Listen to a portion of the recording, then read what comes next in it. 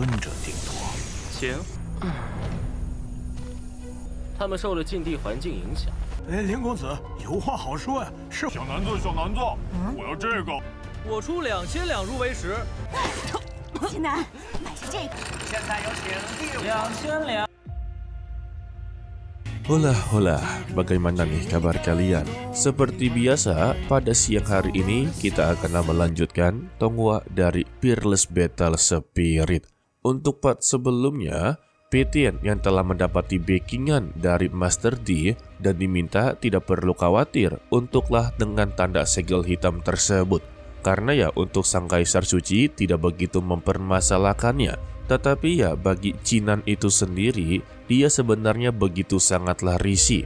Dia benar-benar inginlah menghilangkan tanda segel hitam tersebut. Sementara itu untuk Jiang Bilan ternyata berada di sana dan telah mengetahui kalau Jinan juga telah berada di sana.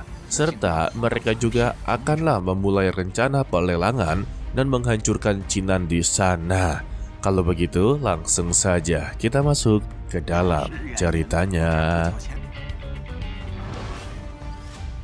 Lalu untuk Lin Xiaoji atau yang dikenal sebagai Lin Jixiao, dia datang ataupun diundang oleh Jiang Bilian untuklah mempersembahkan beberapa alat ajaibnya dan dialah yang akan mengikuti acara pelelangan ini.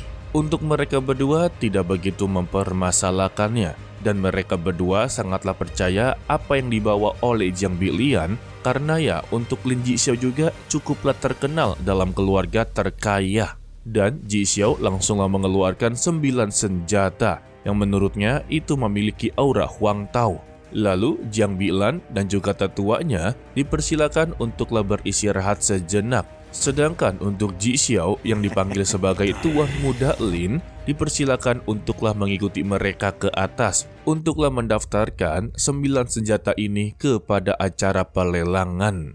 Namun di dalam hatinya Master Mu, dia merasa ada yang begitu aneh dengan Jiang Bilan. Sepertinya ada sesuatu rencana yang telah dia siapkan. Sayangnya ya, untuk saat ini mereka tidak mempunyai bukti sama sekali. Sesingkatnya, ketika telah berada di atas, Master Mu langsunglah bertemu dengan Master Li dengan memperkenalkan Tuan Muda Lin Jixiao yang datang untuklah menawarkan beberapa alat ajaibnya. Begitu juga dengan Lin Jixiao langsung diperkenalkan kepada putra ke-6 aliansi Sangdao. Tetapi Jixiao memperlihatkan sebuah sikap yang tidaklah begitu sopan. Dia mengacukan Master Li. Hal ini membuat Master Li tampaklah begitu kesal kepadanya. Tetapi untuk Master Mu meminta kepada dia, biarkanlah semua ini. Karena dia telah membawa 10 alat ajaib dan semua senjata tersebut memiliki harga yang begitu sangatlah tinggi. Jika dimasukkan ke dalam acara pelelangan, maka mereka akanlah untung besar. Tetapi mereka yang datang memiliki keanehan satu sama lain. Terlebih juga untuk semua senjata ini memiliki aura yang begitu sangatlah aneh. Terlebih juga, aura semua senjata ini sama guys, tidak ada yang berbeda sama sekali. Untuk Jixiao yang telah mendengar percakapan tersebut, dia pun langsunglah angkat bicara. Alasan dibalik semua senjata miliknya memiliki aura yang sama, dia telah memperolehnya dari daerah terlarang. Dan mungkin saja untuk semua senjata ini telah terkena dampak lingkungan di sana yang menghasilkan penyatuan aura. Jadi ya untuk Jixiao itu tidaklah aneh sama sekali. Terlebih juga untuk penyatuan aura itu sama sekali tidaklah buruk. Master Li membenarkan untuk penyatuan aura dari 9 pedang itu memang tidaklah begitu buruk. Sebab ketika semua senjata memiliki aura yang sama dan dapat dimurnikan pada saat yang sama, dengan kata lain, semua senjata ini lebih praktis untuklah digunakan dan juga dikendalikan. Karena ya kemampuan mereka sama semua guys, tidak ada yang lemah, tidak ada yang kuat. Jadi untuk Master Li tampaklah begitu ragu, jika ini benar-benar dilelangkan, kemungkinan terbesarnya para peserta di sana tidaklah begitu tertarik. Karena ya para peserta yang ingin mendapati 9 senjata sudah pasti dengan harapan besarnya salah satu dari senjata tersebut harus ada yang lebih kuat daripada yang lain, begitu ya. Tetapi ya karena auranya sama, jadi mereka pasti akanlah ragu.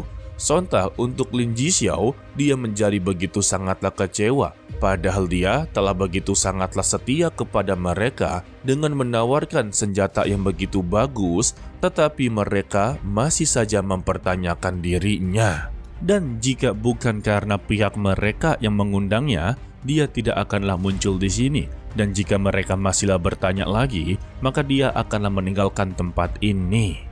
Lantas ya, untuk Master Li mencoba untuklah mengambil hatinya. Di sini mereka bersedia untuklah melelangkan dengan harga terbaik. Di samping itu, mereka hanya mengambil 30% saja. Dan sisanya untuklah Lin Jixiao. Sontak, untuk Jixiao tidak begitu mempermasalahkannya. Tetapi dia mencoba untuklah menghina aliansi mereka. Kalau aliansi mereka ini benar-benar begitu sangatlah aneh. Dan sekarang dia melihat dengan mata kepalanya sendiri kalau ketua dari tempat ini benar-benar begitu sangatlah mengkhawatirkan. Tetapi demi aliansi, dia akan memberikan sebuah pengecualian.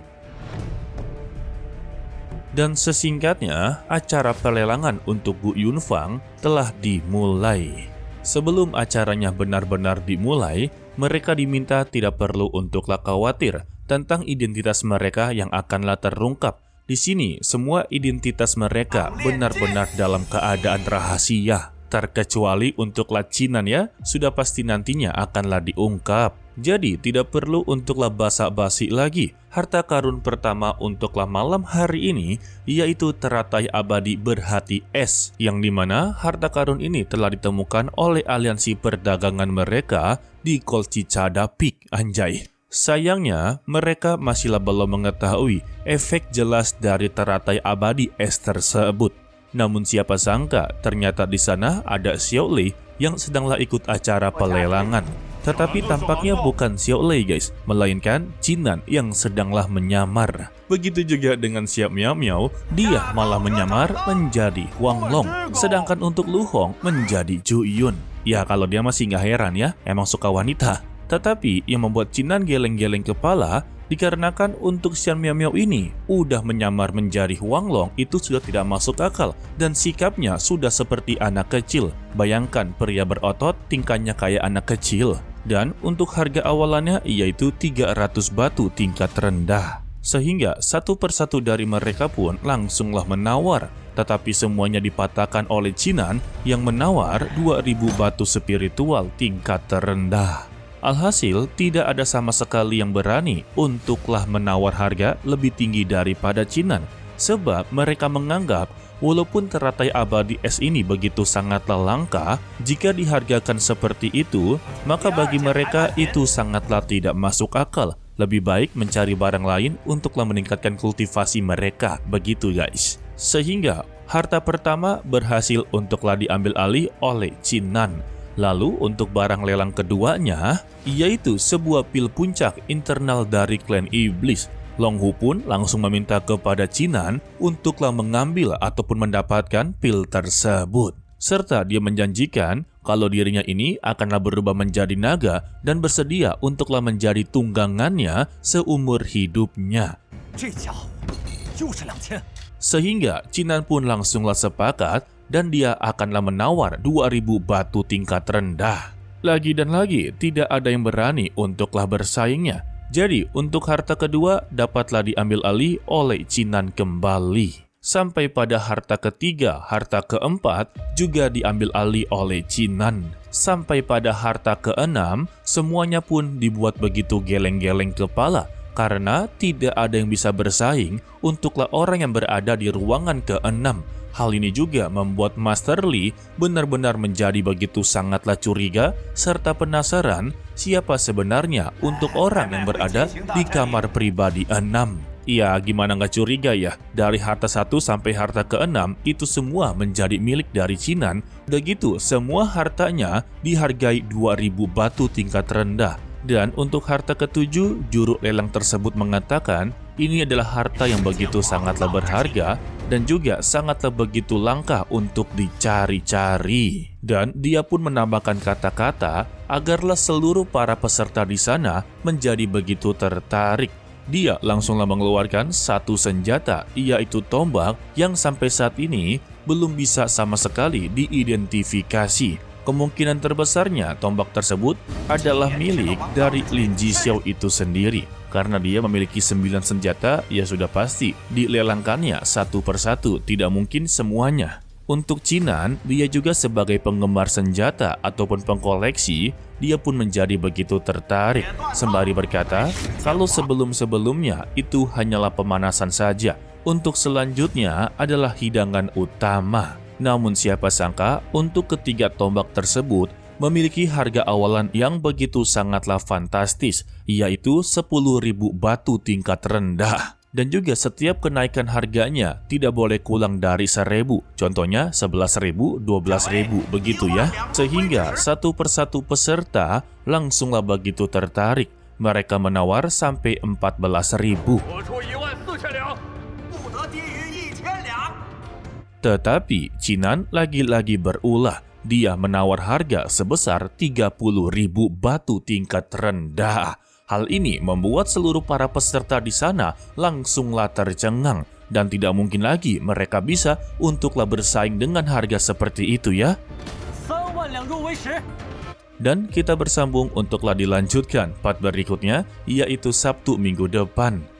Sabtu minggu ini ya guys. Ya, untuk episode kali ini tidak ada pembahasan sama sekali, sebab kita hanya melihat kekayaan dari Qinan yang melakukan pelelangan di luar nalar. Seharusnya sih dia bisa mendapati harga di bawahnya ya, tetapi ya, demi untuk mendapatinya dengan jelas, ya kasih harga dengan begitu mahal. Oke lah, sepertinya cukup sampai di sini saja dulu untuk video kali ini.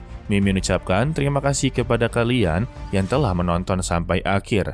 Dan juga ada sebuah informasi untuklah kalian. Untuk lebih jelasnya nanti kalian boleh cek di komunitas ya. Sebab ada 2 Tonghua yang mendapati informasi baik dan juga informasi buruk. Itu tergantung dengan sudut pandang kalian guys. Salah satunya adalah Alchemy Supreme dan juga Wutong Jiankun.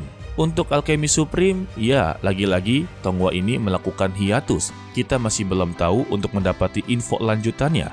Begitu juga dengan Wutong Jiankun. Ya, lagi dan lagi, seperti season 4 sebelumnya. Untuk Kamis minggu ini, tepatnya tanggal 16 Januari, Wutong Jiankun ataupun Lindong, kalian bisa tonton dari episode 4 sampai episode 16. Seperti season 4 ya, lagi-lagi dipercepat. Dan untuk lebih jelasnya serta akuratnya apakah benar informasi tersebut, kalian boleh cek di community ataupun komunitas dari Mimin.